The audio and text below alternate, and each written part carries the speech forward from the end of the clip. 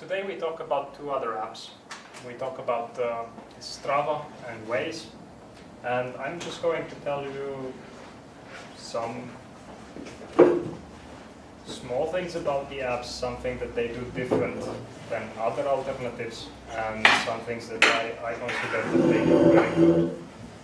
And it's mostly personal opinions here, but I think it's important to check one of the most popular apps in this location-aware context.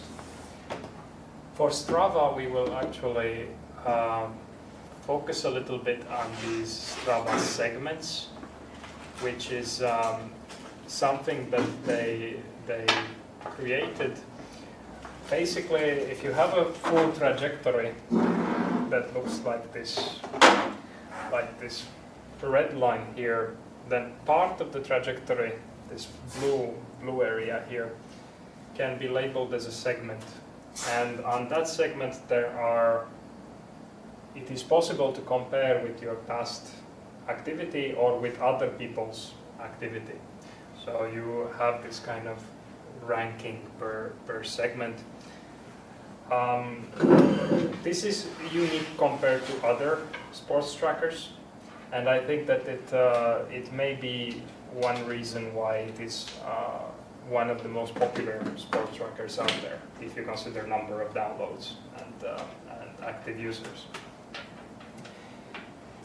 It's because it encourages competition, but at the same time, socializing aspect. You see who else is participating the same things that you are doing. This way it can encourage friend requests or this kind of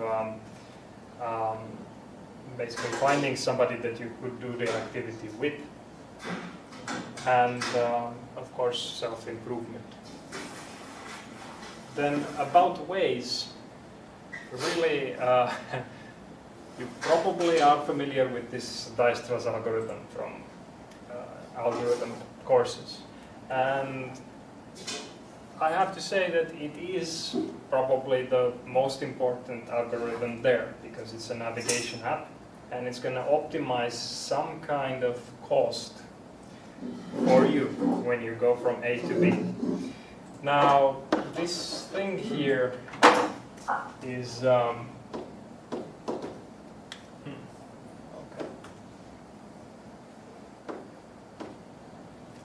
For some reason this doesn't listen.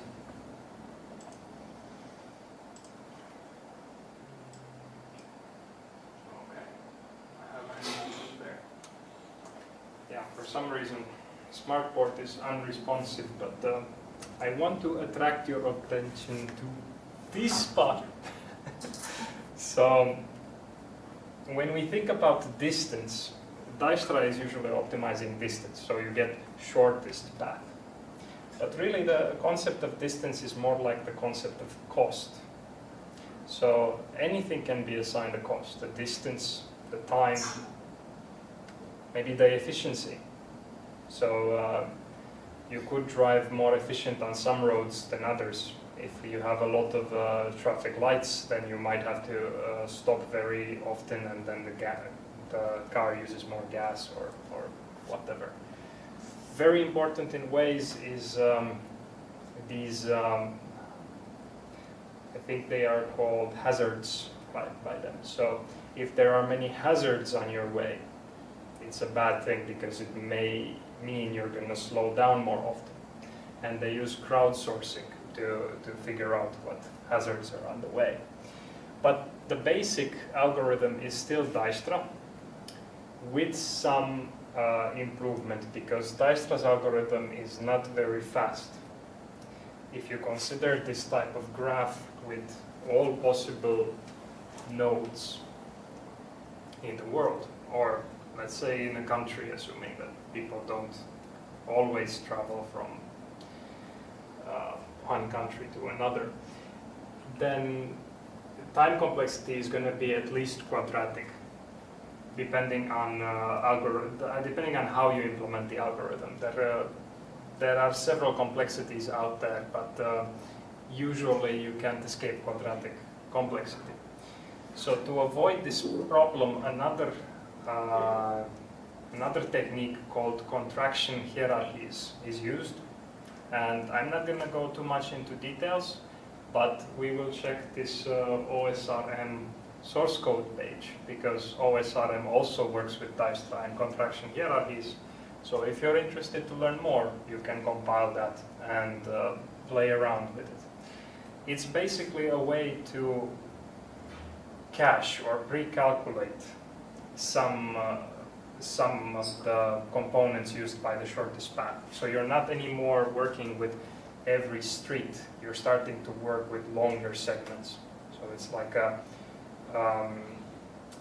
multiple resolution graphs. You might have in one resolution the nodes being Joensuu, Kuopio, but in another more in-depth resolution you have the nodes that are saying, for example, Noliakka, Huukanauta, and so on in Joensuu, and in Kuopio maybe.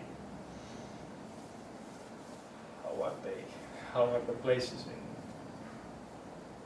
Kuopio called? At least there's this Neulamäki area, and Niirala maybe is also somewhere. Yeah, so if you use these contraction hierarchies, it's going to pre-calculate some optimum ways to move from one city to another based on the bottom level components, so the smaller, these kind of smaller locations. But anyway, not so important for this course. If you're interested, try it out because it's open source and implemented.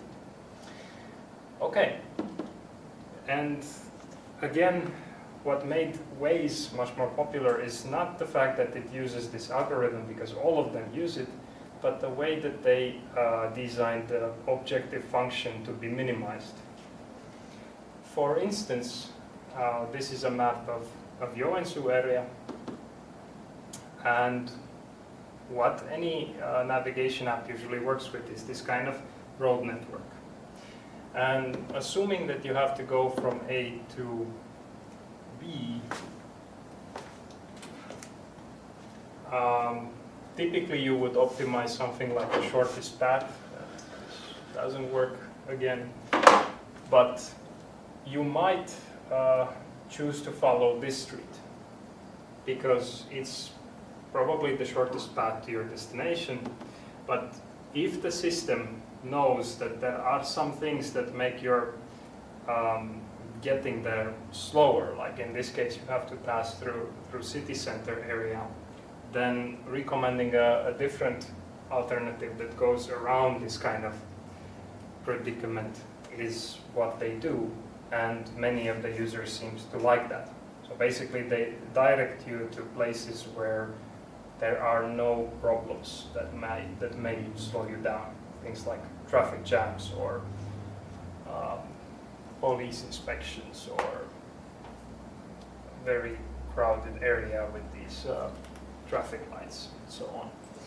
So I think we can move on and just look at the web pages and try to see all the features that they offer and think a little bit about how they might work. Before we start that though, I do want to point out this OSRM again. So this OSRM project has also this GitHub page, and basically this is the source code that you could compile on a server. It's C++ backend, and I think it says somewhere. Yeah, so seems to be two, they call it pre-processing pipelines here, available, some multi-level Dijkstra and these contraction hierarchies. And I believe that this contraction hierarchies is the one that is used by Waze, but again, I cannot be sure because it's a black box. It's not made public how it is implemented. But either way, both of them work reliably. So if you are interested definitely in these kind of algorithms, definitely try to install it and play with the source. Now going to Strava, I have a Strava account and it has a dashboard with some activity feed, and for some reason the web page has some kind of bug. I tried scrolling down, and whenever I scroll down, this screen becomes half the height. So I might need to do this kind of trick to see everything, but now the text is quite small. So this bug was not there yesterday, so I'm not sure what is wrong with it. But anyway, so this is like a profile page. It has a little bit of information about you. I don't use Strava very much. I have 7 activities that I imported from Mopsy. It suggests me some friends on the right, so it has a social aspect to it, the web page. And it knows these people that I might be interested in them based on the fact that I was liking their posts on Facebook, I believe. And this account that I have here is linked to my Facebook account. So that's how I think it works here. And it's very much oriented to doing sports. So it's not just a general GPS tracker, but it is oriented at doing sports. You have ways to plan your training on the left, and I think on the top you have also an option for planning this training.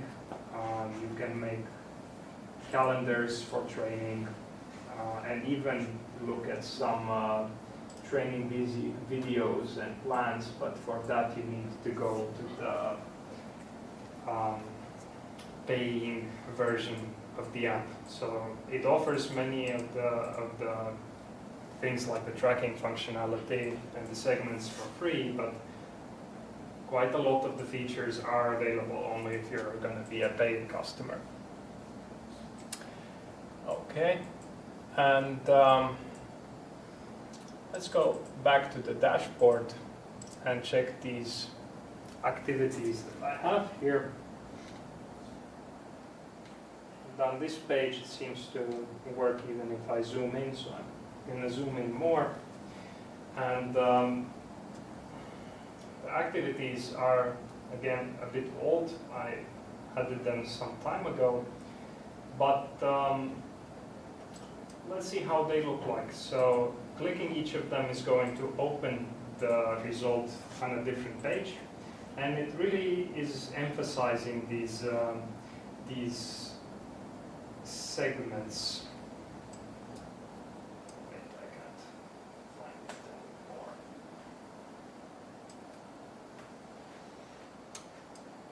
No, it's not here.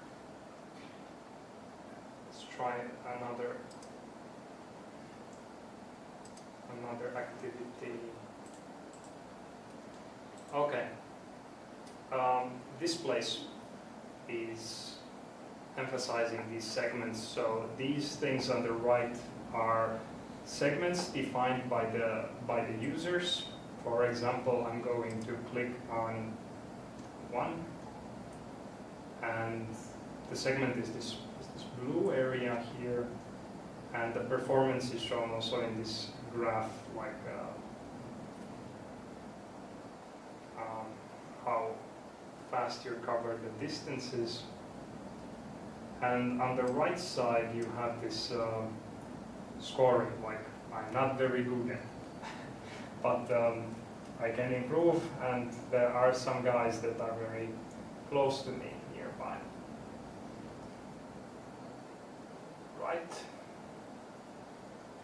Now I really want to emphasize the target audience. So of course you could use Strava to record anything. You can use it if you are in a taxi, for example. But it is aimed at sports people And it really tries to lure them in. If you see here, they use the word athlete. So I'm not a Strava user, I am a Strava athlete. I'm one of them. And of course you feel very good when you hear the word athlete. Oh wow, I'm almost famous. But it is true, it's a small difference, but if some other service just calls you user, then you might prefer this one only with this very small minor tweak there. All right. It does have features also that monitor these power output and heart rate, but you need special devices for those. So the mobile phone is not enough. You need this kind of heart rate monitor, usually available in smartwatches if you have, but if not, then you can buy a separate component. And power output, this is usually aimed at cyclists. So cyclists can install in their pedals some kind of a device that measures how hard you push on the bike.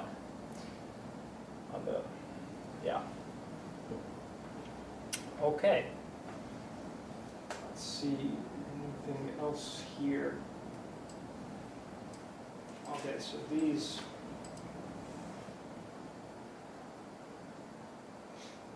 is another segment, and again you can see how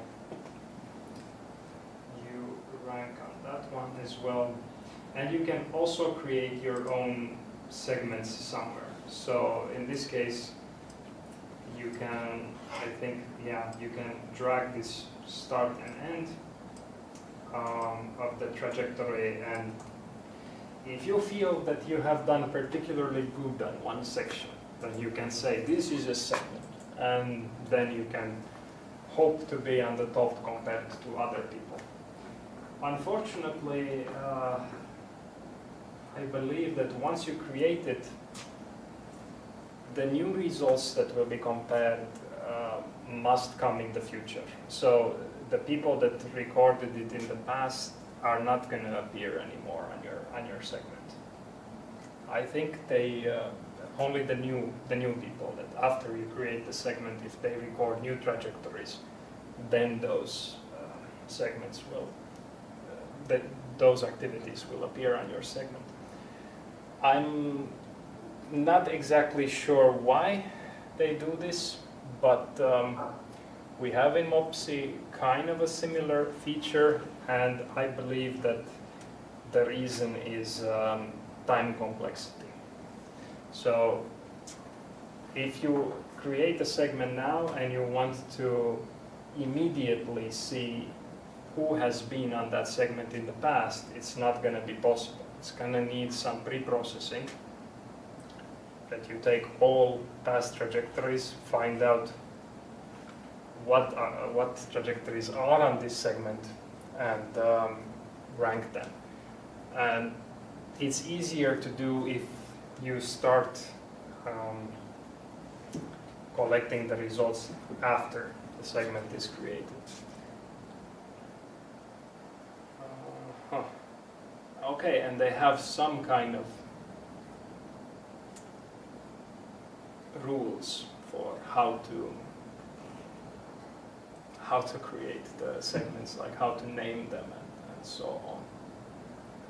And you can also have private segments. So if you're interested just on self-improvement, then you don't necessarily need to make it public. And I think that you can run also this segment explore feature that I believe is opening segments for in a region, in an area. In this case, okay, let's kind of.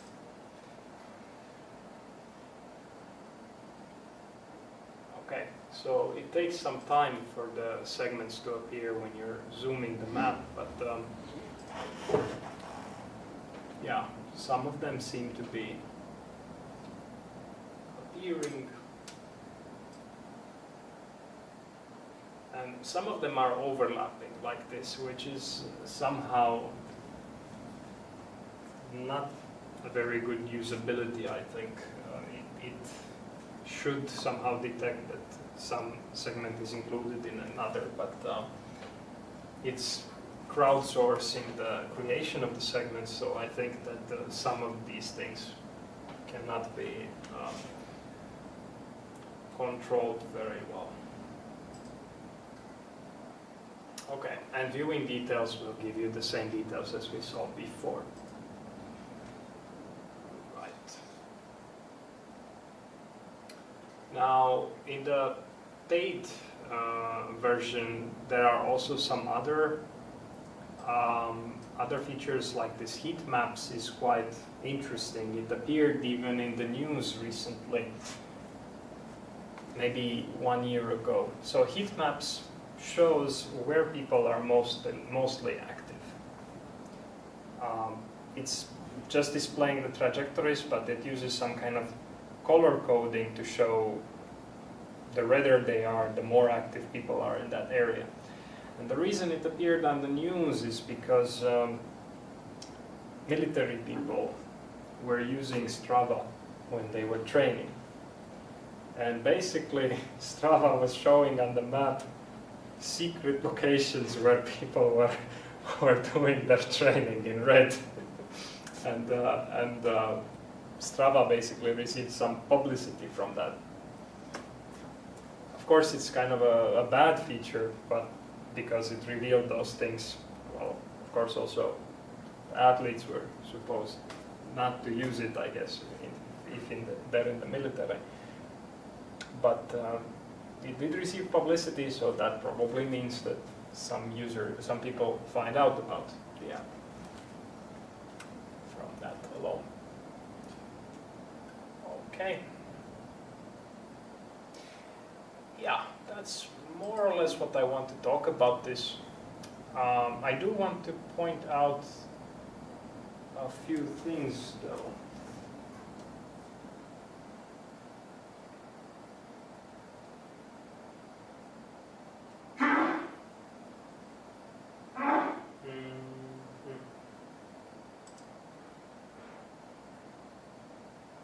So I noticed, okay, I have an extremely long cycling ride here. It's 456 kilometers. So it's actually real. And it was from Joensuu to Kuusamo. But I wanted to point out that I wanted to stress Strava. So I wanted to see, does it take it? And it actually didn't. For some reason, you can see elevation here is 0. And if I open a typical cycling trajectory, I'm getting here information like speed or elevation or these more detailed results and segments and so on. But if I open this very long one, this crazy thing, it actually says nothing here for some reason.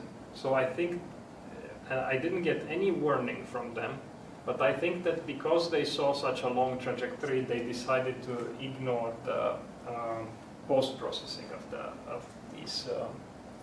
of these features. I think this is just because there could be people that are trying to hack the system or break it somehow and upload very long, very massive amounts of trajectories, and they probably have some automated way of finding that out or filtering it. And this is like 20-hour path, so. But yeah, it's interesting. But I would have expected some kind of error message like, are you sure you want to upload this, or is this a real thing or not? Okay. Yeah. And about the map, they use OpenStreetMap tiles, and they use this Mapbox component. So Mapbox is also a map service provider similar to Google Map. In fact, if you build using Unity, it's very likely you're going to use this. Google Maps has some plans to be available for Unity also, but I don't know if it is available yet. They do have some links on the page that they have Unity API, but I think it's still getting polished, so I'm not exactly sure. And it's a typical map here. It's actually the old style that uses still the Mercator projection, so it's not this round version that Google uses. And satellite map is also available here.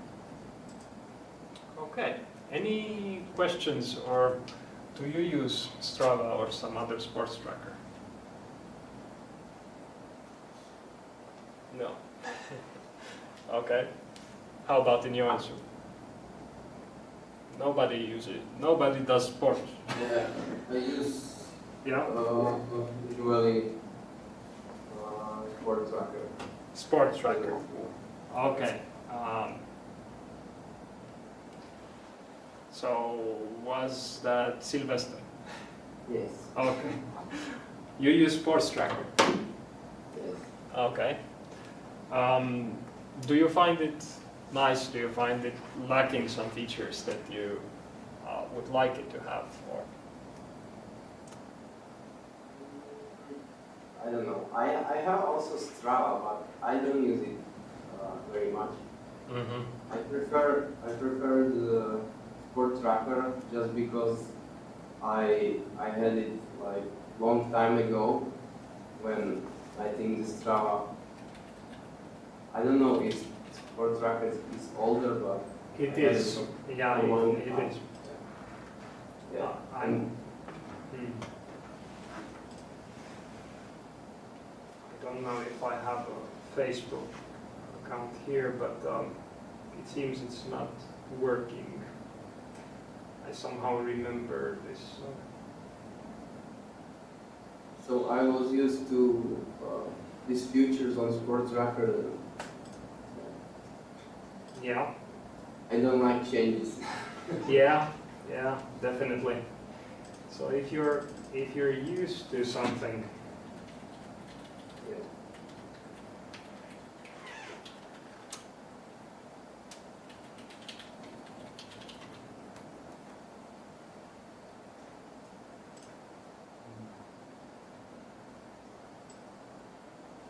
okay, for some reason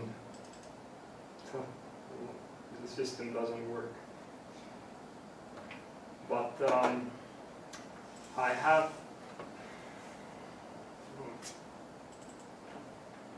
very strange. I don't know why it doesn't connect here.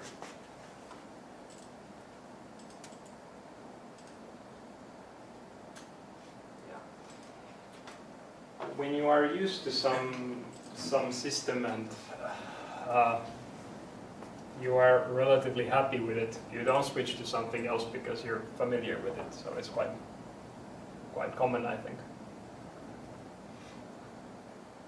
I did test all of the sports trackers that are popular, and I chose Strava now because it has a little bit more of these features than the usual ones.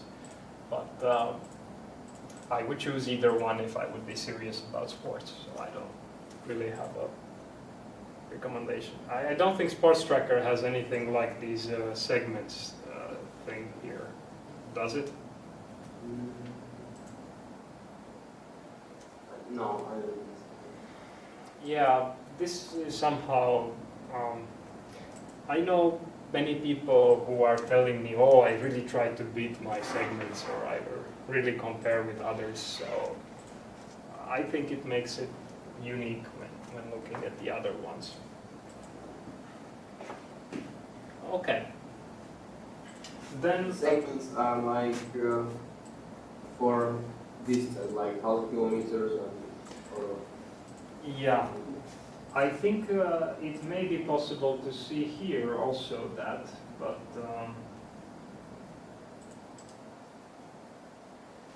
okay, I don't have sports tracker, but I think I have this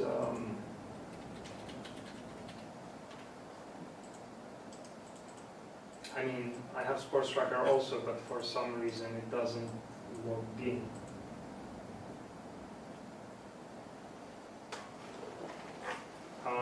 Runtastic is also, I would say, a bit more similar to sports tracker.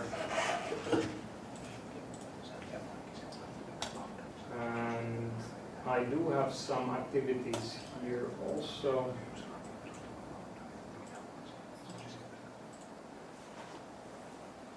And you're probably talking about these things. Yes. Yeah, so it has these segments, fixed length segments or fixed duration segments. Okay, this has just fixed length, I think.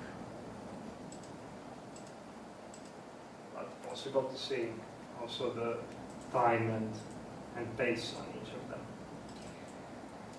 Yeah, okay. Then I think we can look also a little bit about Waze. So Waze is also one of the most popular, if not, I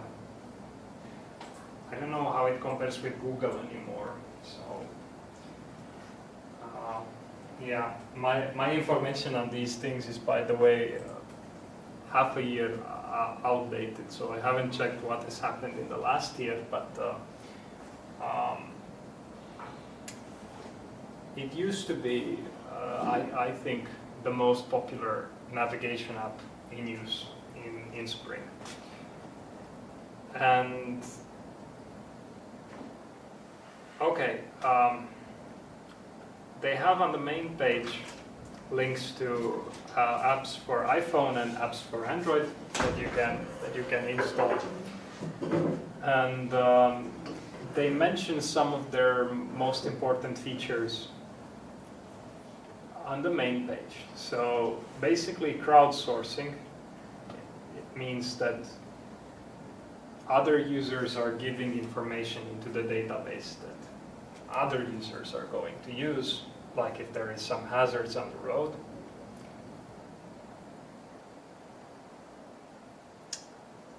And I think that they also mentioned that maps are changing all the time, so it is possible for people to also edit maps if there is some construction changes, like different roads built or roads made inaccessible somewhere.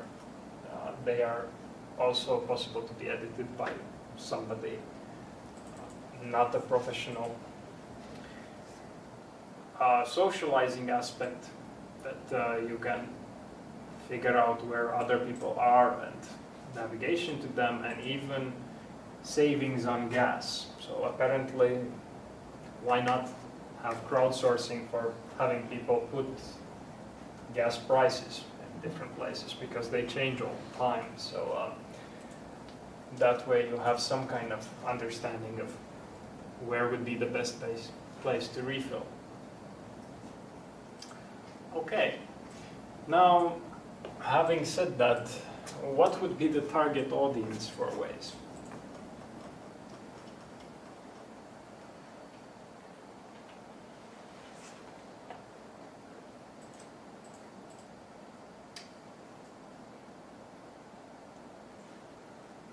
Is it Joensuu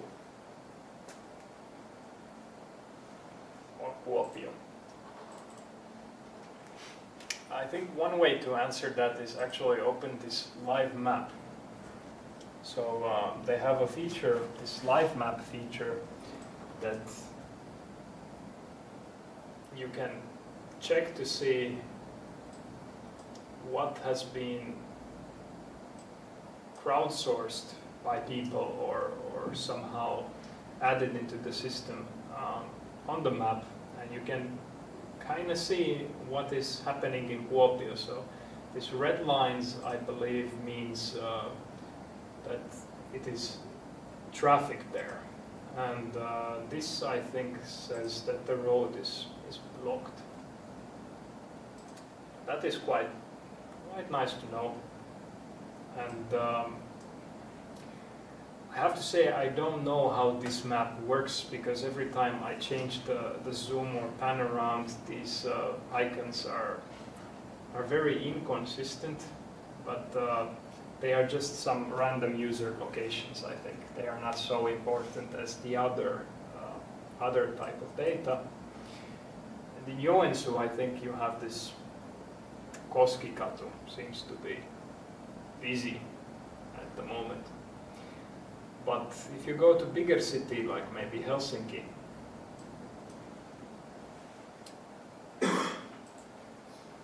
then you start to have maybe a bit more data. Like yeah, you also have more data because you have more work being done and more surveillance being done. And if you go to even bigger city, like maybe move somewhere to US, maybe we try to get some really big city. How about New York?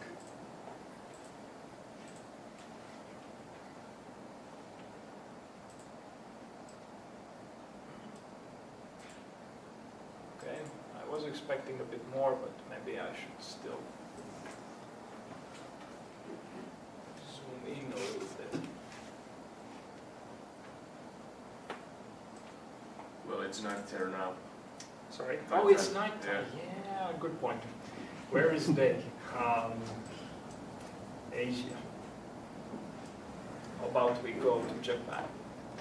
I'm not sure if this app is available everywhere, but I would assume. Okay, Japan is either very efficient or doesn't also have quite many things, many issues here. Okay, why is this appearing every time I click? Not sure if it is supported in China, but seems not much at least. How about bigger places in Europe?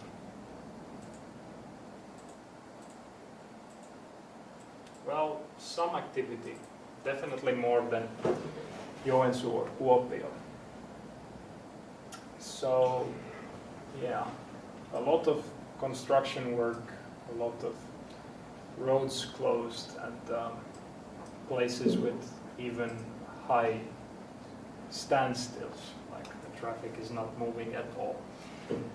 Basically, I would say that target audience is where these problems are happening. So in Finland it is more rare because there are less people, and the word traffic jam here means something else than in other places. So it's yeah, I would say that the most important place for this app to work is large cities where people are driving a lot. US is actually, I would say, their main target audience. Asia, like if you think about Japan, they have very good public transport there, and most of the people use it because it's efficient and always on time. So because of that, I would say not as much activity there as in Berlin when we checked in Germany right now. Can you think about something that Waze might be doing bad? Like that might make users unhappy? It's actually usually the case. If you think about any app, there is going to be some user that is going to be unhappy with the change or with the feature. But can you think of something that a user would, let's just say a person would be unhappy about Waze? It's a tough one because I thought it's just doing good things, like making navigation easier, you get there faster. But I was surprised. I was at a conference in the beginning of the year, and there were quite a few papers trying to make some people using Waze happier. And those people are people that live in quiet neighborhoods. So the way Waze makes you get somewhere faster is taking you through these quiet neighborhoods that people usually avoid when driving, because that's where there are usually no cars. And the people complaining are the ones that have kids, for example, and they used to play outdoors, but all of a sudden it became like a highway in front of their house because Waze decided that, hey, you should go on this road because nobody's taking it now. So this seems to be quite a big problem in large cities. So these kind of quiet neighborhoods changed their status because this app started to exist. And the papers that were addressing the issue were trying to figure out what are the quiet neighborhoods and have Waze not recommend those. So it's a bit funny.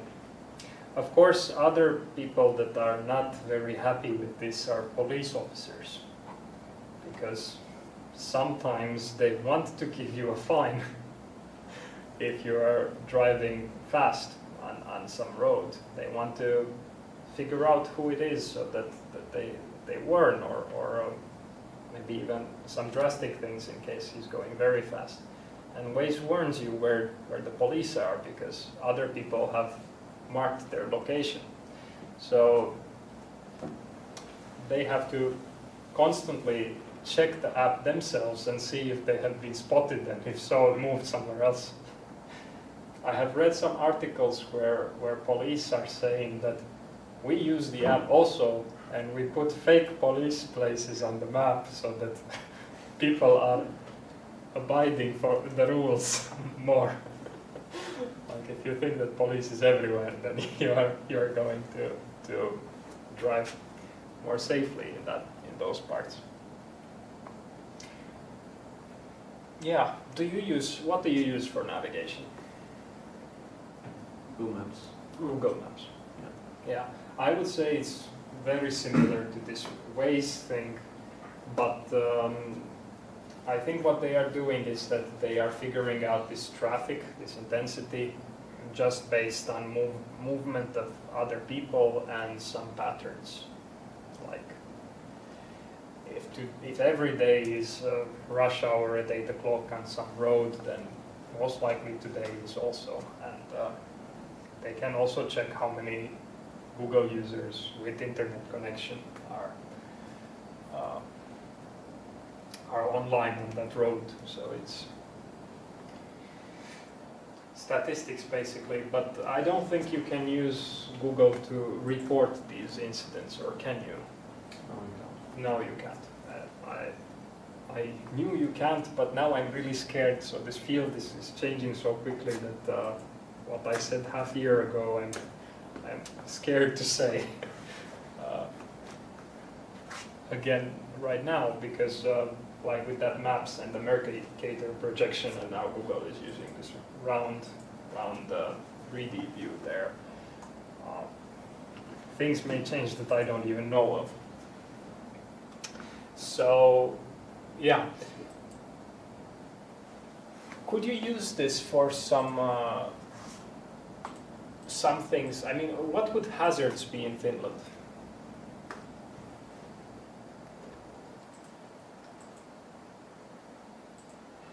Because if we go to Finland again, it's kind of empty there. So I think not many people are using it because they don't really need to, especially away from Helsinki. So How about in the north? Oh, sun. Oh, still almost like nothing.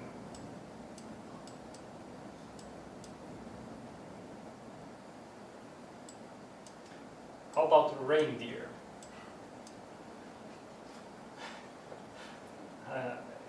It could be considered, at least when I used to go to Lapland quite often when my girlfriend was working there. So I would say every other day I would see some kind of accident on the road involving these reindeer. So I was driving like 600 kilometers, so it was, the more you drive there, the more likely it is you find something. So it could be used for that kind of nature-related hazards. In fact, there is an app, I don't remember the name right now, made by some university, maybe Helsinki University, if I'm not mistaken. They are basically Waze, but with one button. When you see a reindeer, you press it, and then you record it, and other people will know when you are approaching it. I think then target audience, you could split it, because some people might want to see reindeer. Like it could be for tourists or this kind of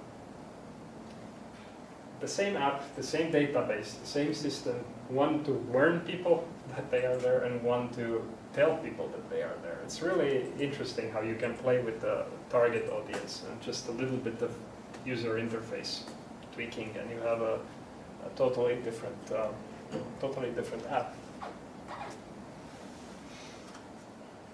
Okay. And how about Google? Does it give you reliable results? For the traffic or for the road information? In general, for the road information. Are you ever ending up in a dead end or late to a meeting or when using it? I don't think so. You don't think so? So it estimates the time correctly, usually. Okay. You were from Germany, Yeah, exactly. and not very big city, I assume. Yeah, a bit bigger than Kuopio, but not much. Okay. Okay. I used Google 2 years or maybe 3 years ago, so things might have changed quite a lot since then. I went to USA on a road trip from Los Angeles to New York, so basically crossing the whole country. And in some places it was very wrong about the estimates. For instance, in Los Angeles, when there was this rush hour, like maybe 4 o'clock afternoon, I was 2 hours late for a meeting. Because maybe my driving style is more Finnish now, and I don't dare to do this kind of aggressive moves there.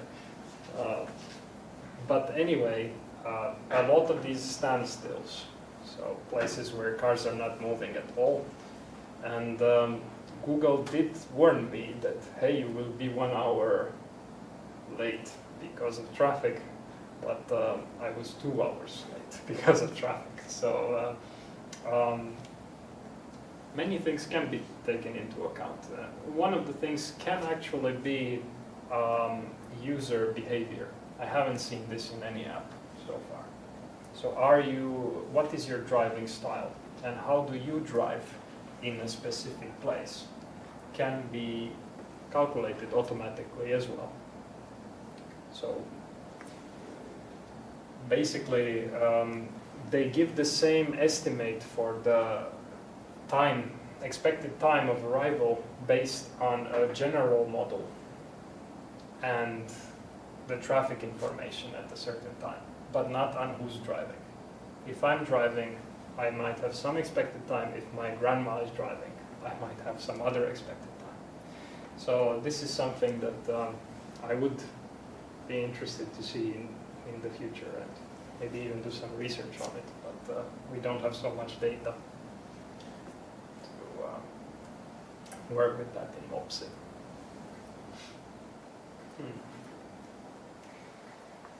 Yeah. Anybody using something else than Waze or Google for navigation?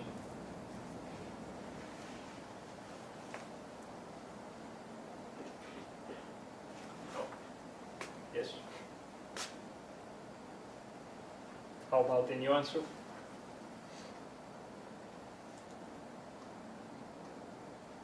So, anybody not using any navigation apps, like, do you always know where to go and how to go to places?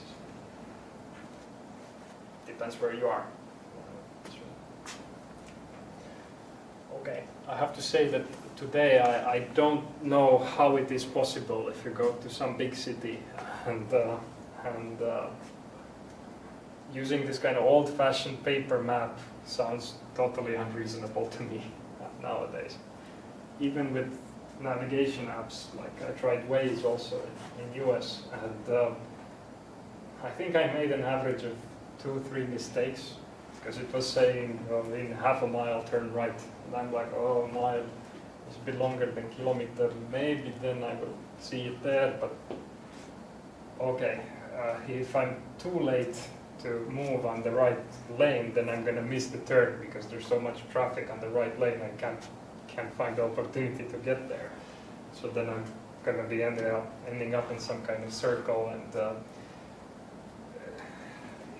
basically you can't memorize these things unless you live there in your place. And if you go somewhere else with a paper map, it's going to be horrible every time you miss a turn to re-navigate using that.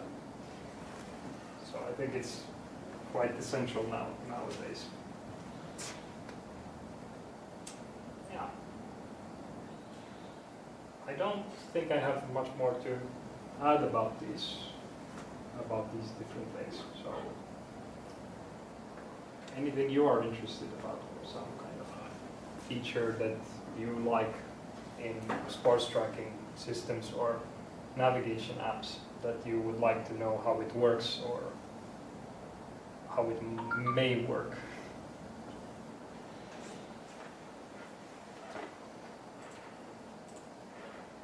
No. This might be the day where I compensate for the programming lectures where I took the break and extra time, so we might wrap it up short today.